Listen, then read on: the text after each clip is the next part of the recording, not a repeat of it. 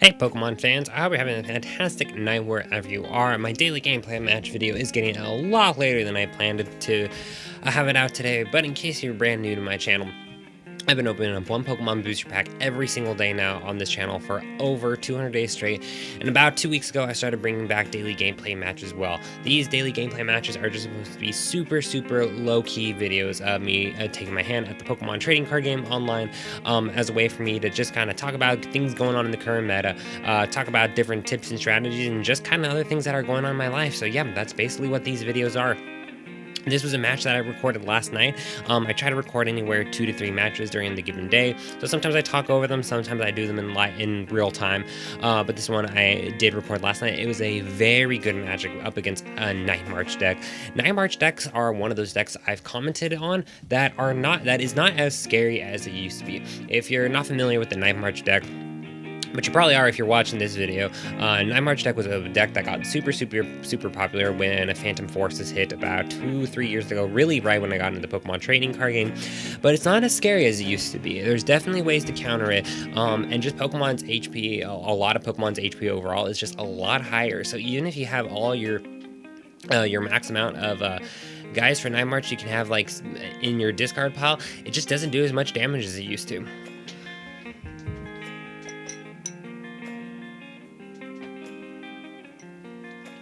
Gets this another lovely card that we will not be seeing here in just a little over a couple weeks. You take a look at my deck and stuff, and you see throughout the match, and most of the videos I've been doing more recently, actually, especially with my expanded decks, I've just gone. It might be a little preemptive in me, but I've already gone ahead and just taken out a lot of the cards that are going to be either banned in the upcoming format. I haven't made quite those changes yet to my standard format decks, but I have started making deck lists that do have either the rotations done in the standard format, and this deck right here doesn't have any of the cards that it doesn't have Wally, Puzzle Time, Guesses, or Hex Maniac in it. So this is a standard expanded deck for the 2018-2019 season. Now this match came down to the wire though, so you'll kind of see a little bit of the setup and stuff. When I start playing against this deck, I try to think of ways just to either limit my opponent's resources, just because I know right away some of my Pokemon are going to get knocked out. So it's really important to try to keep at least, if I can keep the GX Pokemon limited, and really just keep track of how many Pokemon my opponent has in their discard pile. Because at the most, in order for them to get guys back, at this current point in the meta, they're going to have to play something like Puzzle Time, or they're really one of their only other alternatives, Rescue Stretcher, Super Rod. Those are some other ones that they can get Pokemon back into their hand, but that still requires quite a number of resources. So, but yeah, kind of outside this video got out a lot later just because my work schedule just kind of kicked up these next week to 2 weeks. It's going to be a little crazy and inconsistent, but I really just wanted to get out another gameplay video because doing these videos every single day, even the gameplay ones, like I said before, it really is more for me. Even just going back and looking at the footage of me playing, I can kind of see where things I would have done differently, or just different plays and stuff, even whether I win or lose matches. There was one 2 days ago where I saw so many mistakes I made that I just would have done differently. So that's actually one tip that's really huge, especially for someone who wants to get more into the competitive scene of it. Watching your matches, recording your matches, it absolutely can do so much for your way of playing. It's just like any activity, you just want to try to practice a little bit each day. So yeah, at this point I wasn't really set up well. So my thought process was, I don't even remember what my thought process was, honestly. At this point I was just trying to get record a good video. I was excited to play against a good deck, Night March, and I was actually surprised my opponent didn't get float stones or anything kind of going on. Maybe they didn't have all the pieces they need for a consistent Night March deck, but I see the computer searching guesses right there. Maybe they had some things prized. At this point, if I lose an Execute, I'm not too worried about one of him getting knocked out.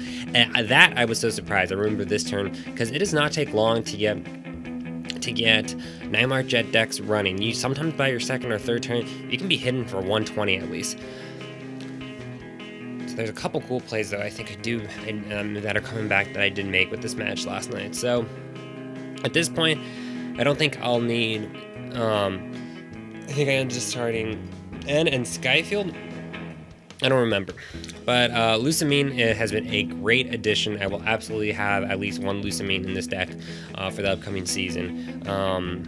like I said, I kind of really limit things. I end up going for a Shaman to try to get a little bit more draw support, because I'm really like, I could have gone for the Lele thing. I could have tried to set up for 3, but at this point, I'm just trying to take my time and not to have too many exposed resources out on the bench. Because even with this deck, I don't like playing my Shamans down when I know I'm playing up against a Night March deck.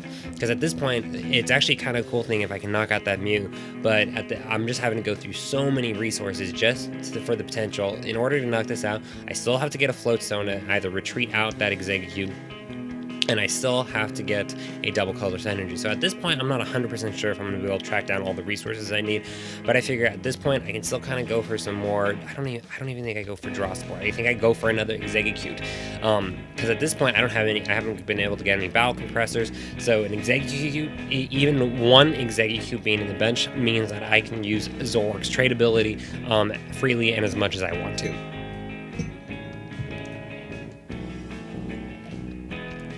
Something I was really happy I did. Like I said, I was taking time playing that supporter card. I wasn't sure what supporter card. Like I said, I could have gone for the Tapu Lele, but at this point, I still have kind of all the pieces that I need. So at this point, I'm just trying to build up a little bit, have less cards in my deck. I don't know if I would have put that Exeggutor back down. I might have just left him in my discard pile. But I kind of do see what I'm going for. I finally play a VS Seeker. I haven't played a card yet. Now I kind of see why I played that. I put down that Exeggutor just so I could get as much draw support as possible. It does end up paying out for me, and I definitely do get the resources I need. Having the double colors already attached to my Zoroark, I just need to get a Float Stone, so at the very least this turn I will be able to knock out that Mew. Already at this point, I'm kind of anticipating that my opponent will probably knock me out with their Marshadow. Next turn, there's really, like I said, it sucks losing 2 prize cards, but there's really not much I can do about that. I figure at that point, with both my Mewtwo and Mewtwo on the bench and my Mew in hand, it really won't be that hard to be able to get a knockout for next turn. Battle Compressor, just to try to maybe battle up to weed out some things from my deck. Exeggutor, at this point in the match, you're really not reading. It's always a good idea to cycle out some things. At this point in the match, you're not really needing Rigid or things like that. Battle Compressor, it can be used for a lot of other things too. If you have a Rescue Stretcher in your hand, if you have a VS Seeker in your hand, it's a quick way to be able to try to get some other resources back into either your discard pile or quickly in your hand.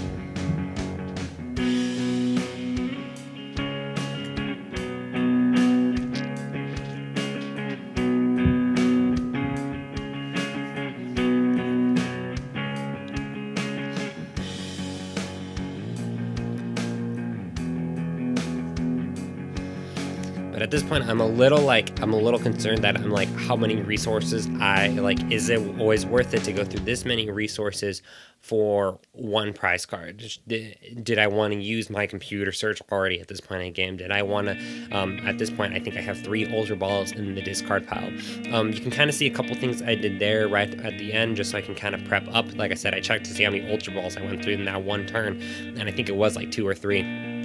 But I was really happy with a couple of things that I did. I set out that Zorua, and I set out that Slugma before my turn ended. So that means I will still have draw support for the next turn, so I can get more things. And then Macargo, I absolutely have already bragged about how amazing of a card Macargo is. If you don't know, he was a new guy. I think one of the only new cards I have from Celestial Storm. I have Macargo and Steven's Resolve. I think those are the only 3 cards technically. Slugma, Macargo, and Steven's Resolve are the 3 cards I have from Celestial Storm in this deck, and they have been absolutely fantastic additions. Slugma Macargo basically acts as a computer search, a mallow, whatever, and with a Zoroark on your bench, it's pretty easy to get what you need. So at this point, my strategy, even at this point, to knock out that Marshadow is basically going to be, I see my Mewtwo's on my bench at this point. In order for my opponent's Pokemon attack, they're going to need at least a double colors energy. Mewtwo's going to need a double colors energy, 20, 40, 60, 80. That actually is 160. I don't even need a choice band with Mewtwo. With his attack, I think it's like X Drive or something like that.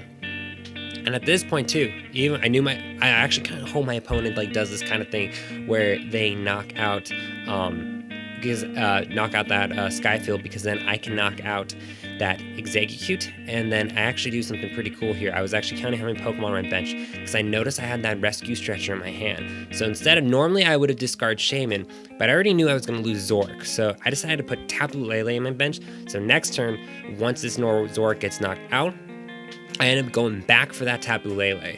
I go back for that Tapu Lele, I think I play it, and I think I end up grabbing a Teammates. So then at this point, I already know I'm at least going to be able, at the very least, before the end of this turn, knock out that Marshadow by getting Tapu Lele back. So I was actually pretty happy my opponent had discarded that when they did, because at this point, I'm not worried about my bench being stacked up.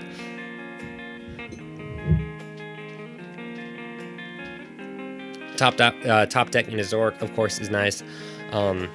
Like I said, at this point, there's many avenues I could go.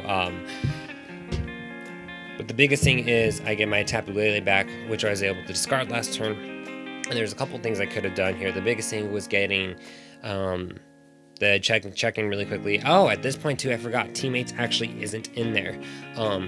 Whatever. And I think I end up just going for Cynthia. So that at this point, Teammates isn't here. So kind of what I'm thinking about trying to get at this point, Double Colors Energy, Magcargo. If Magcargo or anything gets in there, then we're fine. I end up getting both in this hand. So yeah, Teammates must be prized in, or I might have discarded earlier. But at this point, I get everything that I need. I don't even need to attach that Choice Band because Marshadow has weakness. A lot of people attach a Fighting Fury belt, but I didn't have to worry about that this time around. And I get 2 more prize cards. And I'm actually kind of surprised how this match wraps up in a couple minutes.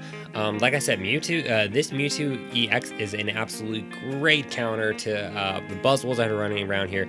Just anything that has a weakness to Psychic type Pokemon, you're going to have a Double Colors Energy on it. So for the most part, if Buzzwole even has 2 energies on him, for the most part, this Mewtwo EX can get a knockout from him. But I was actually very surprised here, kind of what ends up happening here, how I end up wrapping up this match. Because I was surprised not to see another Double Colors Energy. I knew that Mewtwo at this point could get knocked out. And unfortunately, I think my opponent just kind of had some bad hands. I think he even ends up playing Cynthia, but I just don't think he gets that Double Colors Energy. I think the turn just passes over to me, and that's kind of how this game goes sometimes. Some days are better than others. I've been on both receiving ends of this.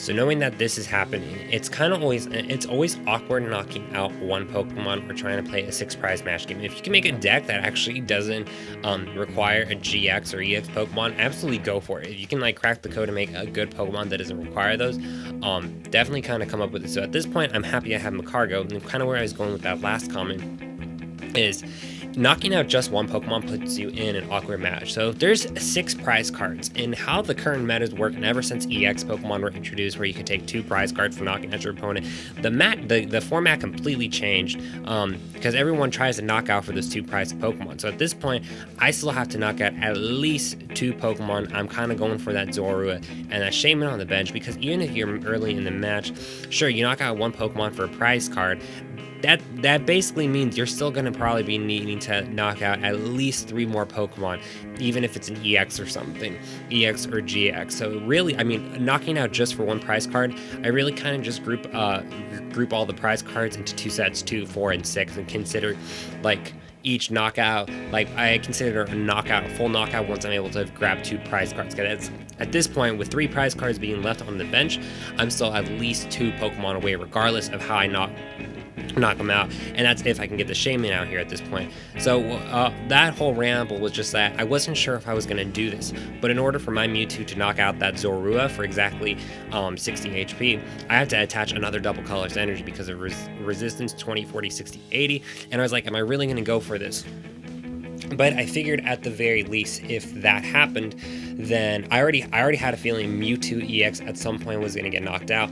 That special charge kind of came in at a good time, and even if my opponent played N or anything, it would be pretty hard for him to be able to come up with a way to knock out both my Zoroark and PTCGO out on my bench. So I kind of figured that this will probably be a pretty safe bet, and then I'll probably be able to knock out that Shaman EX they have out there on their bench. Like I said earlier, Shaman EXs are absolutely exposed Pokemon. A fantastic card because you can just get them with an Ultra Ball or even a Pokeball, Great Ball, whatever. But they are sitting ducks once their job is done. So if you have ways you can discard them, that's an absolutely great thing to do.